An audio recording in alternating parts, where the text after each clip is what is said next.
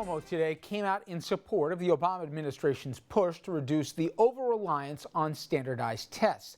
Now, those Common Core tests are very controversial, as you know, but so is another topic in education in New York, and those are charter schools. Supporters say they're a good alternative to public schools, and they get better results. Critics, however, say they don't serve the needs of all the students, and they could harm the public schools in the process. Well, tomorrow evening, we're going to be speaking with a parent who's an advocate and a supporter of charter schools. But now let's get the other side of the argument. Maria Bautista, she's with the Alliance for Quality Education. She's kind enough to join us out of Manhattan. Maria, thanks for a few minutes. I appreciate it. Thanks for having me. All right. What I'm going to do for both sides is give the devil's advocate, because I think, like a lot of people, I'm on the fence here as to which way to go. I understand the arguments for both sides, but I'll give you some of the most common arguments for charter schools, and you tell me why they're wrong. First off is you got about 500,000 kids who are at schools where only about 30% of the kids are at grade level. If you're a motivated parent and can get into a lottery system for a charter school, why shouldn't that option be on the table for the kids and their parents? We don't want to have special schools for some people.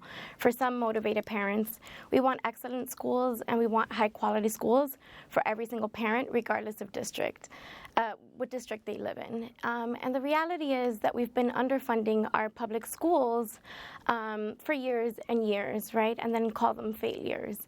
So, that's basically the reason we're fighting for public schools and for the $5 billion that New York State owes our public schools, right? So that everyone has access to a great school and that we're not relying on lotteries to provide great high-quality education. I'm with you, Maria, but is your argument more with the funding less so than it is with charter schools? Charter schools are presented as an option. They're a public school of sorts. Again, there's a lottery to get in. They actually get less state funding than do public schools, and they raise the balance as it relates with fundraisers, et cetera. Why not have that option still on the table for the parents who choose to pursue it?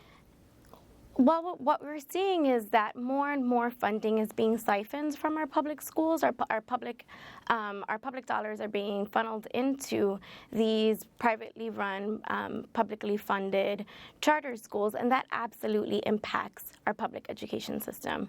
And so what we're saying is, how are we funneling more and more dollars into charter schools which don't serve all children equitably when we should be fully funding our public education? And right now the state owes us $5 billion.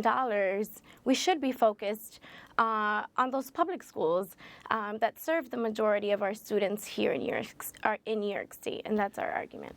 You know, there's also the argument that the model that charter schools mirrors that of basically every other walk of life, which is if you have a low-performing teacher or a low-performing school leader, principal, et cetera, they can be removed. Conversely, kids are stuck at a lot of public schools with teachers who can't cut it or leadership who doesn't get it.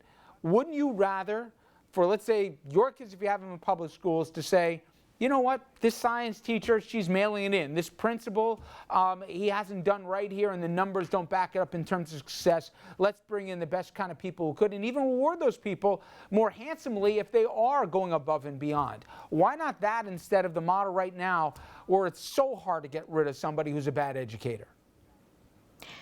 The reality is most of our teachers are doing okay. They're doing good.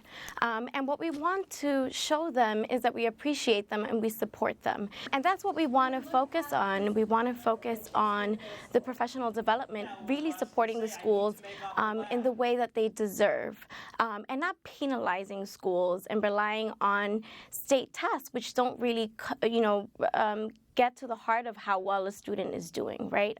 One test can't do that. What we really want to do is support our schools, support the staff in the schools so they can do as best as possible and not teacher bash, which is what a lot of these charter schools do, right? That these hedge fund-backed charter schools are all about teacher bashing, when the reality is that 70% of New Yorkers support our teachers and want to see our schools succeed.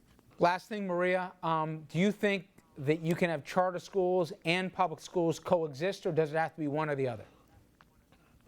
So I think what we really want to talk about is these hedge fund-backed charter schools, and what is their real agenda? And the agenda is to privatize public education.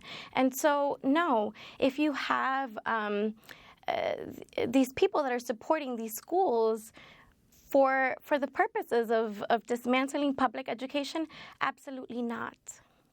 Maria, I certainly appreciate a few minutes. Thank you very much. And we're going to want to bring you, the audience at home, into our conversation. So get involved by going to Facebook or Twitter and sound off on our question that we have regarding charter schools. Do you believe they're a good option, or do they hurt the public schools, as you just heard our guests say?